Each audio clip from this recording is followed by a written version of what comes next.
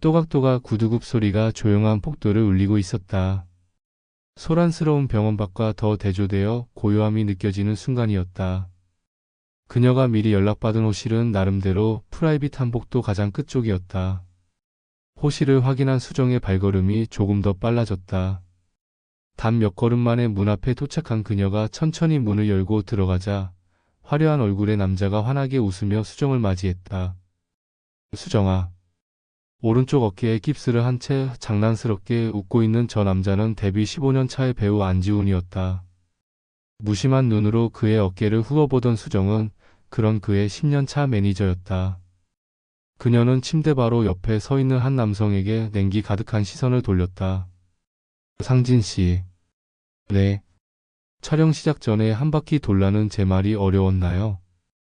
웃음기 하나 없는 서늘한 음성에 키만 멀대같이 큰 상진은 고개를 푹 숙여버렸다. 사소한 것 하나라도 놓치지 말라고 했잖아요. 그게 어려워요.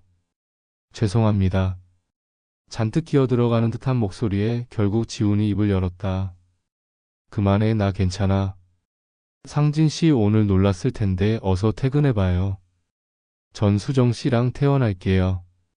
지훈의 나긋한 말투에 잠시 눈치 보던 그는 다시 한번 죄송하다는 말과 함께 병실을 빠져나갔다. 그런 지훈이 마음에 들지 않는다는 듯 살짝 눈썹을 구기는 수정에게 다시 사람 좋은 미소를 내보이며 말을 돌렸다. 눈에서 살기 장난 아니다, 수정아. 오늘 어머니 뵈러 다녀온다고 했었지? 예쁘게 하고 다녀왔네. 10년 전 암으로 돌아가신 어머니는 항상 수정이 꾸미지 못하는 걸 자신의 탓으로 여기셨다. 그래서 그녀는 제 모친에 기일 때마다 한껏 화려하게 꾸미고 가는 편이었다. 문제는 안 그래도 눈에 띄는 외모가 더 빛나게 된다는 것이었지만, 하지만 이렇게 자신이 하루 비웠다고 이런 사고가 난 것은 썩 달갑지 못했다. 하루를 비워야 하는 만큼 지훈의 스케줄에 그녀 대신 상진이 대타로 나갔다. 6개월 경력이기는 해도 당장 반나절밖에 안 되는 화보 촬영 스케줄이었고, 그나마도 수정이 사전에 중요한 컨택은 다 해두고 갔기에 괜찮다고 생각했던 것이다. 엉성하게 설치된 조명이 떨어져 그의 어깨를 내리쳤다고 했다. 대체 그런 곳에서 조명이 왜 엉성하게 설치된 건지 도저히 이해를 할 수가 없었다. 하루 이틀도 아니고 자그마치 8년을 그가 모델로 있으면서 수없이 촬영했던 브랜드였다.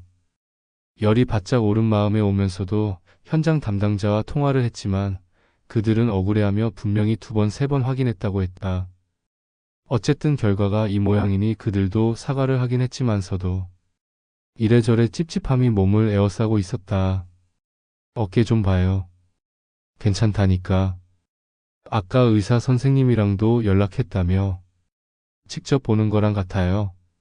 좀 봐요. 그의 만류에도 깁스한 부분을 살피니 붕대 주변에 시퍼런 멍이 살짝 보이고 있었다. 수정의 얼굴이 단숨에 찡그려지자 지훈이 서둘러 옷을 여몄다. 나 바로 퇴원해도 된대. 네. 배우님 집에 모셔다 드리고 전 대표님 좀 잠시 뵙고 가려고요. 응? 그럼 나도 회사 들렀다 가지 뭐. 쉬셔야죠. 나무라는 듯한 그녀의 목소리에도 지훈은 생긋 웃으며 자리에서 일어났다. 커다란 체격이 그녀의 앞에 그림자를 드리웠다. 직전 드라마에서 무사 역할을 했던 터라 안 그래도 큰 체격이 더 커져 있었다. 밖에 기자들 많아? 배는 이따 선배가 가지고 온대요. 지금은 그냥 제 차 타고 가요. 그의 밴을 끌고 나가는 순간 온갖 기자들이 몰려 병원 밖을 나갈 수가 없을 것이다. 당장은 자신의 차를 타고 나가는 게 가장 좋은 방안이었다. 가져온 마스크와 모자를 지훈에게 씌우고는 주차장으로 내려갔다. 혹시라도 기자들이 있을까 싶었지만 다행히 그의 차 주변에 몰려있는 모양이었다. 수정이 구석진 곳에 세워둔 제 차에 지훈을 태우고 시동을 걸었다. 차는 마음에 들어? 마음에 안 들 수가 없는 걸 선물로 주셨어요. 몇 달 전 지훈은 수정이 매니저가 된 지 10년이 된 기념으로 외제차를 선물해 주었다. 그녀는 과하다며 거절했지만 이미 동네방네 소문까지 내놓은 터라 거절하기가 더욱 곤란해져 받을 수밖에 없었다. 봐, 이거 안 받았으면 어쩔 뻔했어. 이렇게 좋잖아. 네. 이런 식으로 써먹을 줄은 꿈에도 몰랐지만 그래도 지금은 이 차라도 있어서 다행이긴 했다. 지우는 슬쩍 운전하고 있는 수정의 옆모습을 바라봤다. 매일매일이 예쁜 그녀였지만 오늘 더 예쁜 강수정을 보니 아픈 어깨가 다 낫는 기분이었다. 만족스러운 미소를 지으며 갠슬의 그녀와의 첫 만남이 떠올랐다. 그는 데뷔 5년 차에 찍은 드라마가 대박을 치며 소위 말하는 톱스타 반열에 오르게 됐다. 신드롬이란 신드롬은 다 가져가며 그에 관련된 상은 죄다 싹쓸이할 정도였다.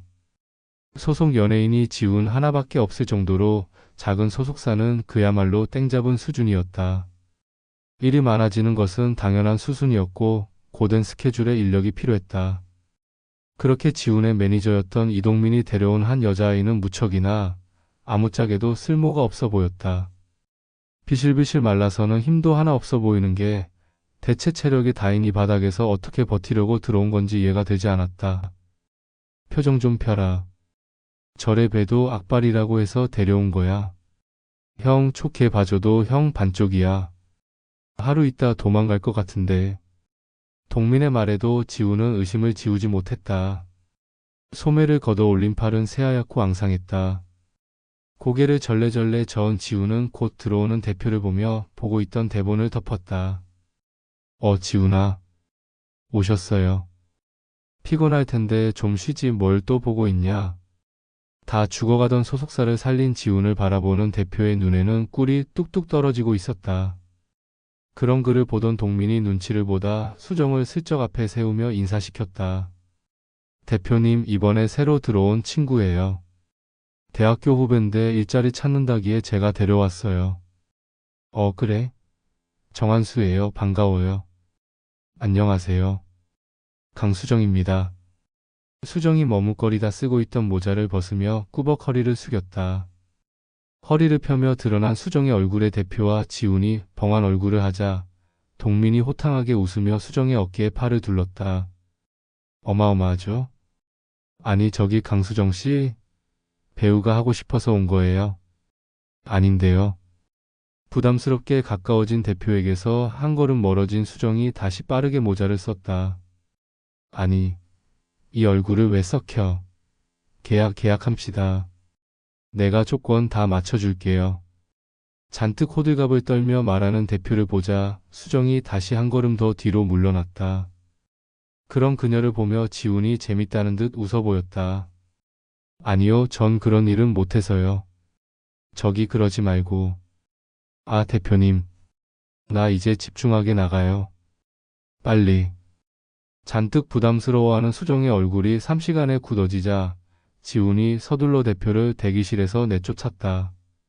잔뜩 미련이 남은 눈을 한 대표가 대기실에서 완전히 사라질 때까지 그녀는 동민의 뒤에 서서 나오지 않았다.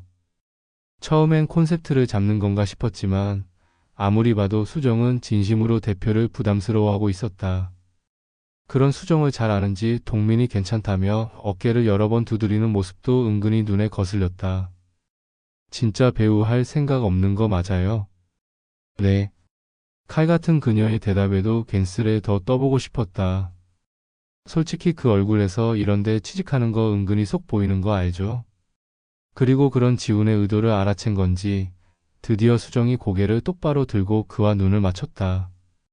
맑고 또렷한 눈동자가 순식간에 주변을 휘어잡고 있었다. 아니라고 했습니다. 돈 많이 준다고 해서 온 거고요. 많이 안 주면 당장이라도 나갈 거예요. 한껏 나쁜 기분을 내비치는 수정을 보며 지훈이 웃음을 터뜨렸다. 그런 그들 사이에서 이리저리 눈치 보던 동민이 그런 그의 어깨를 때리며 나무랐다. 야, 그만 좀 해. 안 그래도 이 업계 힘들다고 해서 사람도 안 구해지는데. 아, 미안해요. 앞으로 잘 지내봐요, 우리. 네. 하지만 이미 그녀의 얼굴은 똥 씹은 표정이었다. 첫 만남이 상당히 구리긴 했지만 나름대로 잘 지내던 두 사람이었다. 애초에 수정이 정말 일밖에 몰라 나쁘게 지낼 틈도 없었다. 비실비실할 줄 알았던 그녀는 의외로 무거운 짐도 번쩍번쩍 들었고 스케줄에 단 한 번도 늦은 적이 없었다. 지훈을 픽업하러 오려면 적어도 1시간 반은 먼저 일어났어야 했음에도 그 시간이 새벽이든 한밤중이든 피곤함을 티낸 적이 없었다. 동민이 바빠 미처 확인하지 못한 이중 스케줄까지 알아채며 수정은 회사의 사랑을 듬뿍 받는 중이었다. 악바리. 왜 동민이 그런 말을 했는지 이해가 갈 정도였다. 한창 바쁠 땐 한 달에 4번도 쉬지 못하였음에도 불만 한 번 낸 적 없었다. 오히려 드라마나 영화가 끝나 시간이 비는 기간에는 회사 사무실로 출근하며 지훈의 차기작들을 검토하거나 했다. 한 번은 대기실에서 지훈을 모니터하는 그녀에게 물어본 적도 있었다. 그 즈음에는 그가 말을 편하게 할 만큼 꽤나 친해진 상태였다. 안 힘들어? 뭐가요? 너 쉬지도 않잖아. 좀 쉬어가면서 해. 이렇게 해서 살 수 있기라도 하면 된 거죠. 아리송한 그녀의 말이 머릿속을 맴돌았지만 수정은 모니터에 방해된다며 더 말도 못 걸게 했다. 다시 화면에 눈을 박는 그녀를 보며 이상하게 마음이 간질거리는 경험을 해야 했다. 그리고 그 감정은 꾸준하게 커져 지금도 여전히 지훈의 마음을 간지럽히고 있었다. 회사에 도착한 두 사람은 대표가 있는 꼭대기층으로 올라갔다. 그동안 그들을 따라붙는 시선은 이제 익숙했다.